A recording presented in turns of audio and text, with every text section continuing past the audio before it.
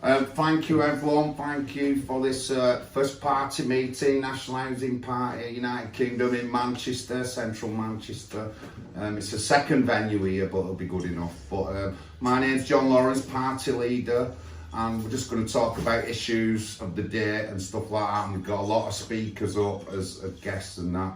But first of all, I want to get right on it, and I'm going to introduce Manchester's contender for the Murder and Crime Commissioner in Manchester, which is Nick Buckley. Thank you. Yay!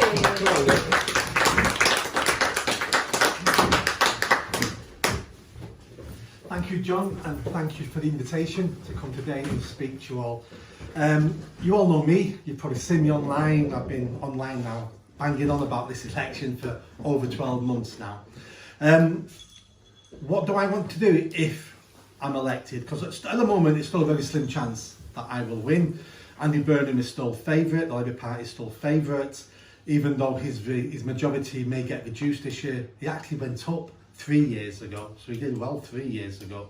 But like I say to people, unless you try to offer the people something different, we're just going to get more of the same. Yeah, yeah. So me losing isn't, even if I do lose, isn't a loss, because I would have passed my messages on to hundreds of thousands of people, and maybe that is the first tiny snowball that starts the avalanche in 10 years time, because everything starts with one step, every journey starts with one step, and that's what I'm, and your party as well, is trying to do. Wake people up to see that this is the country they love, and this is, you know, their family, this is where their children are going to go up. And if we don't improve it, then honestly no one else is going to improve our country for us. The career politicians won't, because all the career politician wants is to be elected again. Hence why they only care about the people who vote. So if you're watching this on YouTube and you don't vote, honestly, you're part of the problem. That's why they're ignoring you and ignoring your family and your community, because you don't vote. People died to get the vote in this country, and then once we got it, the elite convinced us that our vote doesn't matter. And the reason why they convince us that is because our vote does matter. And the elite don't want us to vote because we want different things to them. So they would rather give us Coronation Street and put us on benefit to the council house as long as we keep our mouths shut. And that was a deal we made with them 50 years ago. And it's a deal I want to break. I want us to be the leaders of our communities, the leaders of our country, and for us to dictate the way this country should go forward. And if more people disagree with us, that's fine, that's called democracy. But then that shouldn't mean we shut up and we don't put our arguments forward, because we can convince people, and we will convince people, and we are convincing people. You know as much as me, speak to anybody in the street now, change is coming. I can smell it in the air. It might not be the change I want, it might not be the way I want it, but change is definitely coming to the UK. People have had enough. People are sick of being classed and treated as second-class citizens, because that's how it feels. It may not be true, but you know what? It doesn't matter if it's true or not. It's how it feels. I feel second-class, you feel second-class. You know, we've got citizens living and dying in entries in this country, but yet if you're an illegal immigrant and sneak into the country, you get a 4-star hotel. How is that fair? I'm not saying those people should live in entries as well. I'm saying no one should be living in entries. That's how simple it is. Now, for me to make an impact at this election, I need several things to happen. First of all, Keir Starmer is helping me out at the moment, because he's upset all the Greens by cancelling his Green New Deal that he was going to put 28 billion a year into. He's cancelled that already, and he's upsetting the Muslim bloc vote, just as George Galloway has shown the country.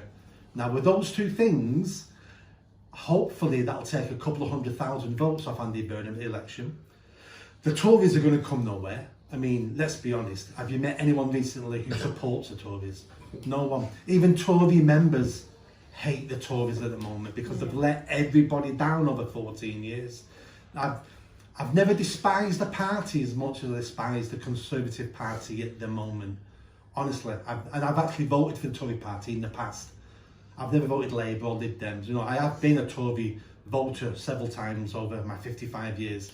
But at the moment, I just hate them and what they've done to the country, the cowardice. So no one's going to be voting Tories.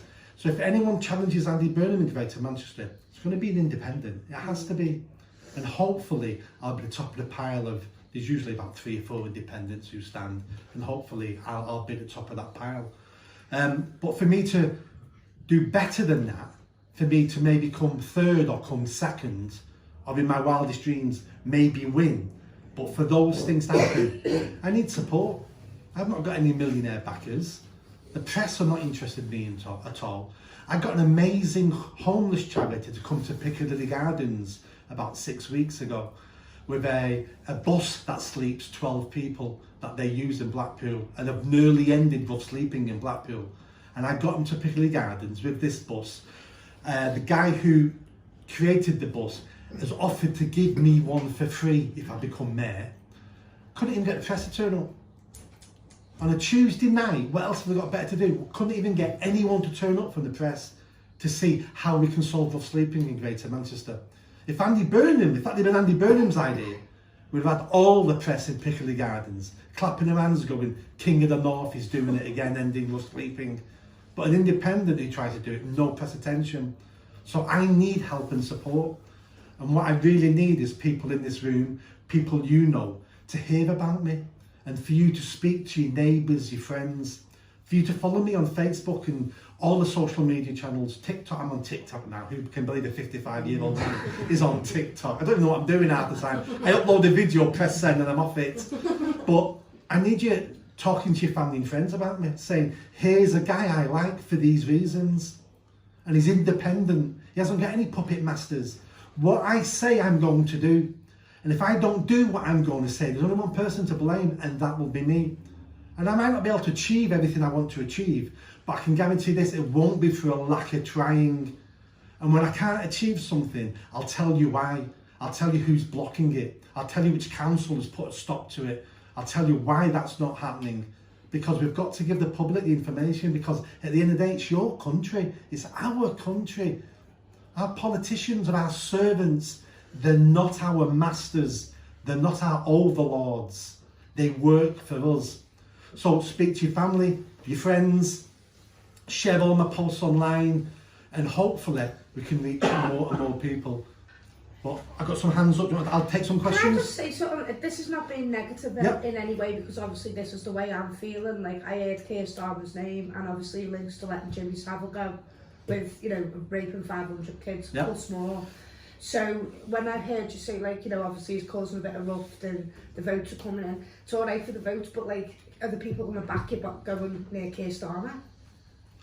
Because a lot of people are actually feeling that way, because I see him getting slagged off all. Oh, I can't stand Keir Starmer. No, it's that he let Jimmy Savile off. He was the one at the top of the investigation that let him off. So a lot of people have actually took a dislike to Keir Starmer. So that's where I'm worried about using Keir Starmer in, you know, like using his name basically. I'm using it in... Just one thing, I wouldn't use his name. I wouldn't use it, he wouldn't come nowhere near mine. It's a fair point, but I'm trying to use Keir Starmer's name in an ironic sense that he's doing me a favour. He is doing you a favour, but is it going to go in your favour?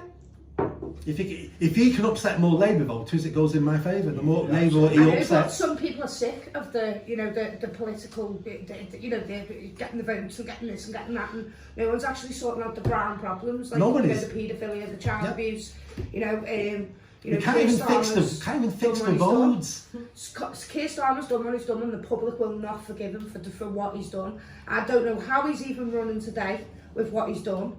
And that's the way I stand on it. And I will never ever back the Labour Party. I'll never back Keir Starmer. I'll never back anyone in the Labour Party ever again. Well, it's the last time I used the word Keir Starmer. I won't use his name again. Can I, have you been, when I talk to the public, there's 2 issues that really rise up in the public. One is the housing issue. It's massive. People find it really difficult to get affordable housing, decent housing. They want social housing, it's not available. The other is immigration. More and more people coming in, saturating the job market, saturating the housing market. People want action on those 2 issues. How can you contribute to that? As the mayor, there's virtually nothing I can do. I'd be lying if I said I was going to look at him and try to do something. But my overall strategy, if I become mayor, will be to highlight the failing top civil servants who are ruining our lives. And they come under housing and they come under mass immigration as well. So if I can start looking at why we have a housing crisis in this country, especially in Greater Manchester, who are the civil servants who are stopping the planning permission? Who are the politicians who are not allowing planning permission because their donors are saying, I want to keep all my green fields? Who are these people? And what I'll be doing is I'll be naming and shaming top civil servants who I feel are either incompetent or going against the public will. That's the most I can do. I'm going to be hated across Greater Manchester, in the councils, in the NHS, in all the tax-funded services, because I don't intend to work with these organisations, because I can't work with them, because they won't want to work with me. They'll just block me every step of the way. So what I'm going to do is I'm going to embarrass them into being better and changing and being less wasteful and being so incompetent. And I will give this top senior civil servants skin in the game. I want them eventually to have meetings about a new transport system, a new computer system, and say to themselves, we better make sure this works.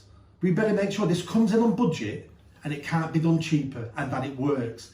Because if we don't, that crazy mayor is going to use my name in front of the press and tell the world I'm incompetent.